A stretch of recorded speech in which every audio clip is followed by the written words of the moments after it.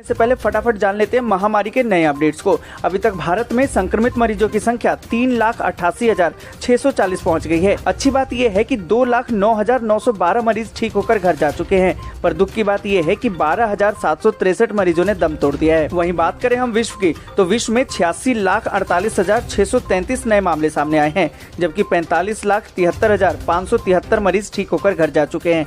पर दुख की बात यह है कि 4,58,079 मरीजों ने दम तोड़ दिया है। दोस्तों बढ़ते हैं आज की पहली और बड़ी खबर की तरफ। आज की पहली और बड़ी खबर जो निकल कर आ रही कि भारत चीन विवाद पर सर्वदलीय बैठक में सभी पार्टियों ने किया सरकार का समर्थन। यह दोस्तों आपको बता दें कि चीन और भारत के बीच सीमा विवाद को लेकर प्रधानमंत्री नरेंद्र मोदी द्वारा बुलाई गई सर्वदलीय बैठक हुई। सूत्रों के मुताबिक चीन की हिमाकत पर अधिकतर राजनीतिक दलों ने सरकार का समर्थन किया, वहीं कांग्रेस ने सरकार से कई सवाल किए। आपको बता दें कि इस बैठक में 20 राजनीतिक दलों ने हिस्सा लिया। इसकी जानकारी लोक जनशक्ति पार्टी के अध्यक्ष चिराग पासवान ने दी। रक्षा मंत्री ने सभी नेताओं को चीन पर जानकारी दी। उन्होंने कहा कि भारतीय सेना सीमा पर पूरी तरह से मुस्तैद है। यह दोस्तों आपको बता दें कि सूत्रों के मुताबिक एनसीपी प्रमुख और पूर्व रक्षा मंत्री शरद पवार ने कहा कि सैनिकों ने हथियार उठाए हैं या नहीं, इसका फैसला अंतर्राष्ट्रीय समझौतों से होता है और हमें ऐसे संवेदनशील मामलों का सम्मान करने की जरूरत है। सूत्रों के अनुसार बैठक में सिक्किम क्रांतिकारी मोर्चा के प्रमुख और सिक्किम के मुख्यमंत्री प्रेम सिंह तमांग ने कहा कि हमें पीएम पर पूरा भरोसा है। अतीत में भी जब राष्ट्रीय सुरक्षा की बात आई तब पीएम ने ऐतिहासिक निर्णय लिया। टीआरएस चीफ और तेलंगाना सीएम केसीआर ने कहा कि कश्मीर पर पीएम की स्पष्टता ने चीन को नाराज कर दिया है।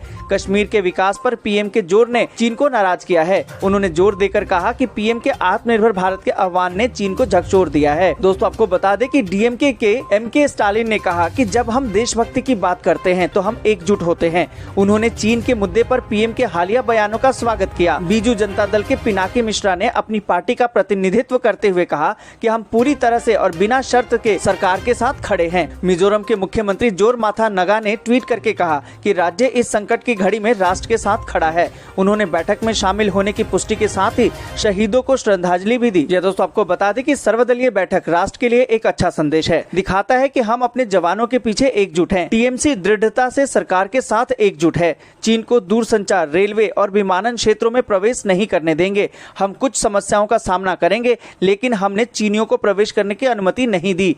चीन एक लोकतंत्र नहीं है, वहां एक तानाशाही है। वे वही कर सकते हैं जो वे महसूस करते हैं। दूसरी ओर हमें साथ काम करना होगा।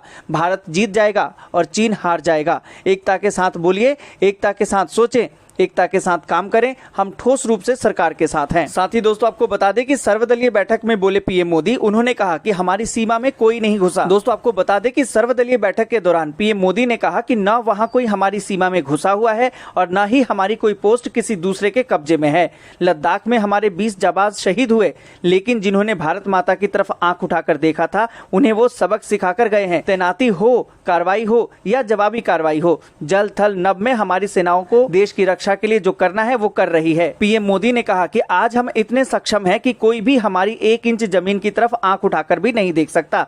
आज भारत की सेनाएं अलग अलग सेक्टर में एक साथ कार्रवाई करने में सक्षम है। बीते वर्षों में देश ने अपनी सीमाओं को सुरक्षित करने के लिए बॉर्डर एरिया में इंफ्रास्ट्रक्चर डेवलप को प्राथमिकता दी है। दोस्तों आगे बढ़ने से पहले वीडियो को लाइक और शेयर जरूर कर दें। अगर अभी तक आपने चैनल को सब्सक्राइब नहीं किया तो सब्सक्राइब करें, बेल के आइकन को दबाएं, ऑल नोटिफिकेशन को जरूर ऑन करें। इसी के साथ बढ़ते हैं अगली बड़ी खबर की तरफ। अगली बड़ी खबर जो निकल कर आ रही है कि 19 राज्यसभा सीटों पर हुए चुनाव। या दोस्तों आपको बता दें कि देश के 8 राज्यों की 19 राज्यसभा सीटों पर शुक्रवार को वोटिंग हुई। आपको बता दें कि मध्य प्रदेश की 3 राज्यसभा सीटों में से 2 बीजेपी के खाते में गई, जबकि 1 पर कांग्रेस ने अपना कब्जा जमाया। इसके साथ ही आपको बता दें कि बीजेपी ने मणिपुर में 28 वोटों के साथ राज्यसभा की एकमात्र सीट पर कब्जा जमा लिया, जबकि कांग्रेस उम्मीदवार को सिर्फ 24 वोट मिले। या दोस्तों आपको बता दें कि झारखंड में 2 सीटों पर हुए राज्यसभा चुनाव में जेएमएम और बीजेपी को यहां आसानी से एक-एक सीट पर जीत हासिल हुई। साथ ही आपको बता दें कि आंध्र प्रदेश में राज्यसभा की सभी 4 सीटों पर वाईएसआर कांग्रेस पार्टी के उम्मीदवारों को जीत हासिल हुई है। राजस्थान में राज्यसभा की 3 सीटों पर वोटिंग हुई। इसमें 2 सीटों पर कांग्रेस ने कब्जा जमाया, जबकि 1 सीट बीजेपी के खाते में गई। आपको बता दें कि गुजरात की 4 राज्यसभा सीटों पर हुए चुनाव में 3 सीटें बीजेपी के खाते में गई, जबकि 1 सीट पर कांग्रेस कब्जा जमाने में कामयाब रही। दोस्तों आपको बता दें कि मध्य प्रदेश में जहां ज्योतिरादित्य सिंधिया जीत गए हैं, वहीं दिग्विजय सिंह भी राज्यसभा चुनाव जीत गए हैं। दोस्तों बढ़ते हैं अगली बड़ी खबर की तरफ। अगली बड़ी खबर जो निकल कर आ रही कि आर्थिक मोर्चे पर ड्रैगन की हेकड़ी निकालेगा भारत का ये प्लान,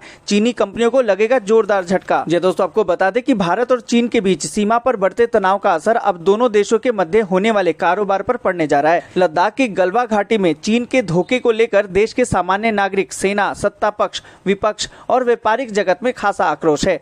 आपको बता दें कि आर्थिक मोर्चे पर ड्रैगन की हेकड़ी निकालने के लिए भारत ने प्लान तैयार कर लिया है। अब इसी प्लान के जरिए चीनी कंपनियों को जोरदार झटका दिया जाएगा। जी दोस्तों, आपको बता दें कि भारत सरकार के वाणिज्य और उद्योग मंत्रालय के एक अधिकारी के अनुसार अब आर्थिक प्लेटफॉर्म के जरिए चीन पर चौतरफा दबाव बनाया जाएगा।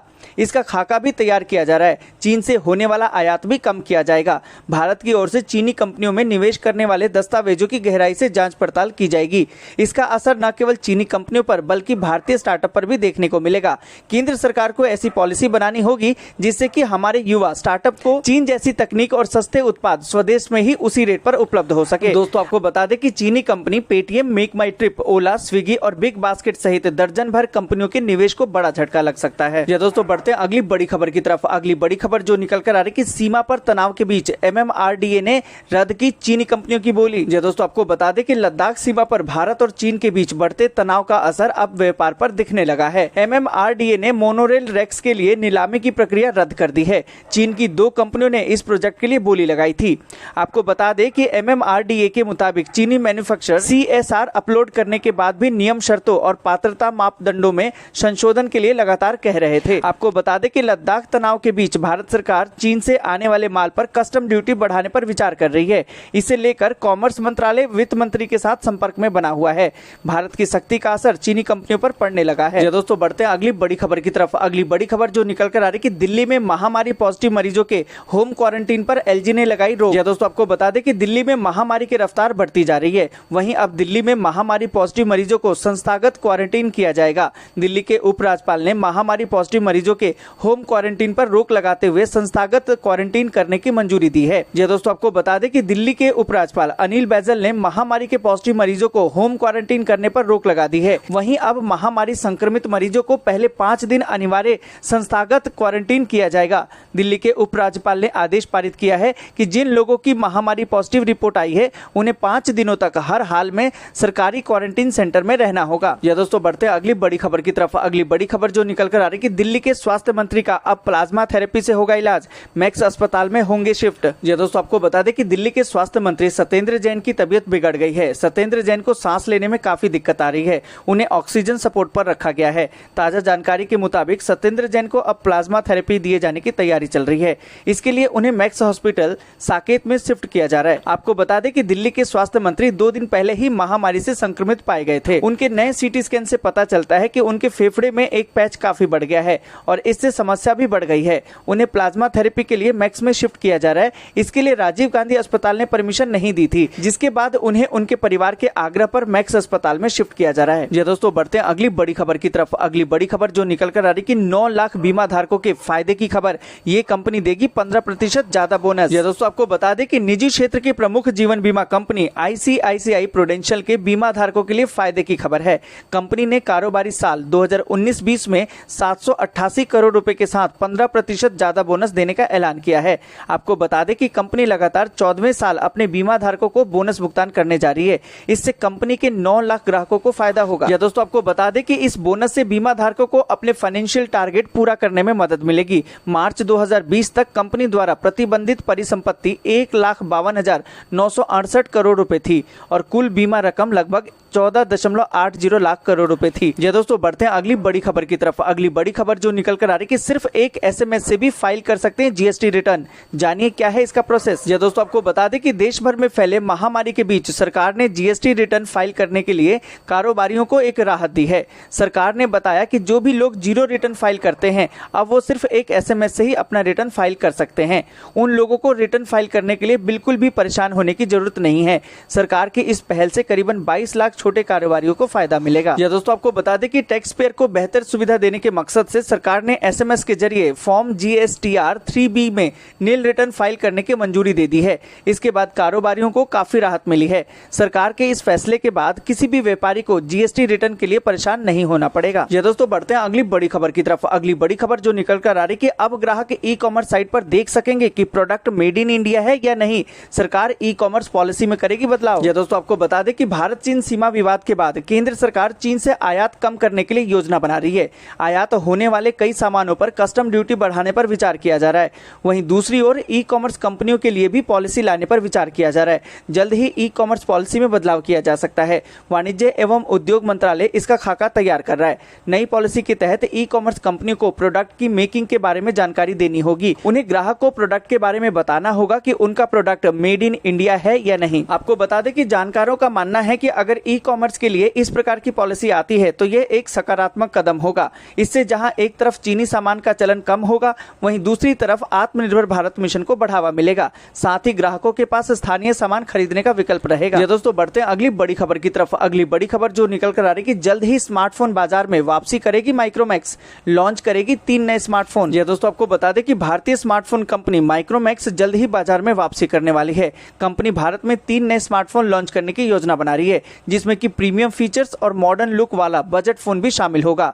कंपनी ने ट्विटर के जरिए इसकी जानकारी दी है। माइक्रोमैक्स ने पिछले साल अक्टूबर में अपना आखिरी स्मार्टफोन i1 नोट लॉन्च किया था, जिसकी कीमत 8,199 रुपए थी। रिपोर्ट के मुताबिक लॉन्चिंग पर तेजी से काम किया जा रहा है और तीनों फोन एक साथ लॉन्च किए जाएंगे। उम्मीद की जा रही है कि अगले महीने कंपनी अपने नए स्मार्टफोन को बाजार में उतार सकती है। सभी स्मार्टफोन 10,000 रुपए से कम कीमत में उपलब्ध होंगे। ये दोस्तों बढ़ते हैं अगली बड़ी खबर की तरफ। अगली बड़ी खबर जो निकल कर आ रही कि चीन से तनाव के बीच अमेरिका देगा भारत को ये राहत, वापस मिल सकती है GSP दर्जा। दोस्तों आपको बता दें कि भारत चीन सीमा विवाद के बीच दोनों देशों के कारोबारी रिश्तों में तनाव दिखाई दे रहा है। उधर अमेरिका भारत से अपने कारोबारी रिश्ते मजबूत करने की कोशिश कर रहा है। अमेरिकी सरकार के एक वरिष्ठ अधिकारी ने कहा कि GSP के तहत भारत को फिर से शामिल किया जा सकता है।